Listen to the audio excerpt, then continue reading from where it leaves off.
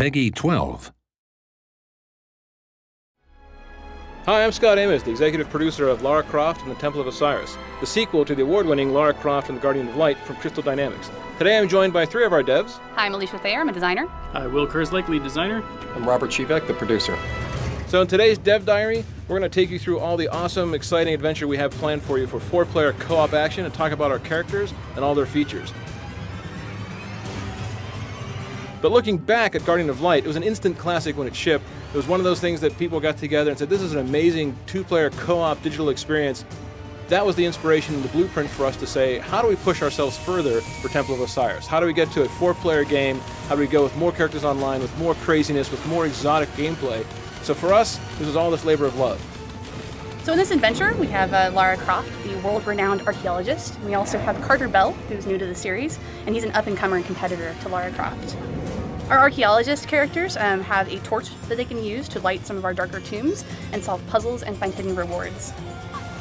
One of the other unique abilities the archaeologists have is the grapple. With this, they can swing over chasms, create rope bridges, and use it to help friends traverse dangerous spaces. Next up, we have Isis and Horus. These are the Egyptian gods that are joining Lara and Carter in this new adventure, and they have their own unique abilities.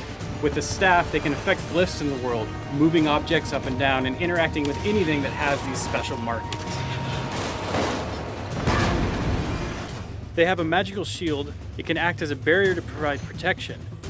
Shield can also be used as a stepstone, allowing other players access to difficult-to-reach places. It'll also move across the surface of water.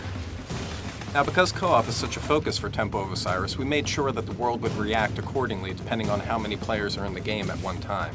For example, when you add in your friends, the puzzle might actually change dynamically. There could be more mirrors, more obstacles, more enemies to deal with. And naturally, something we've seen is the more players you have at one time, the more chaotic the game can become.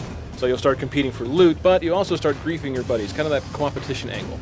Oh, definitely. So as you're going through on this adventure and you're playing with 4-player co-op, you might be, going through the world, dropping bombs on your friends, accidentally dropping them into spike pits. Nice. Accidentally, huh? Accidentally, Yeah. Right. Yeah. We've seen Robert. If you guys ever play with Robert online, be careful. He will drop you in a spike pit, as you can see here from this footage we captured earlier today. But the Now- point is it gets crazy hectic, right? Right, and one of the great things is, you have to work as a team in order to defeat bosses and everything, but you'll notice that there's gems that will be dropping throughout the world. Right, and the gems are actually part of our loot system. Yeah, so the gems, each individually, players collect gems. Now, weapons and things, and to beat the puzzles within the game world, you do have to work together, but the gems are unique to your character, and you want to collect as many as possible. And the cool thing is, when you get to the end of a tomb, there's all these treasure chests that you could open, and you could use them to unlock powerful new rings and amulets, weapons, and costumes for your player. And the chests are different costs based off of the type of loot that you can get from them, so the more gems you have, the cooler loot you get.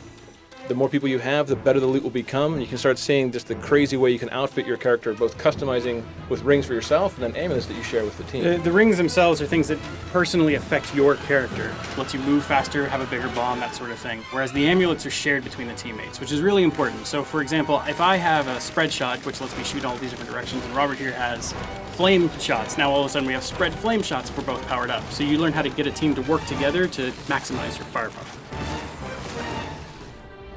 All right, so that gives you a very quick look over everything that we're doing for Lara Croft and Temple of Osiris.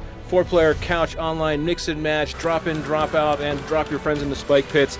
From our side, this is all about working together as a team, but also competing together as a team. This is for us one of those labors of love that we come from the Guardian of Light days, looking forward to what we want in Temple of Osiris Day. So we really hope you guys will love playing it as much as we've loved making it. Coming out this year, December 9th for Xbox One, PS4, and PC. Thanks, team. Anything else? Thanks for watching. All right, guys, have a great time. We'll see you online.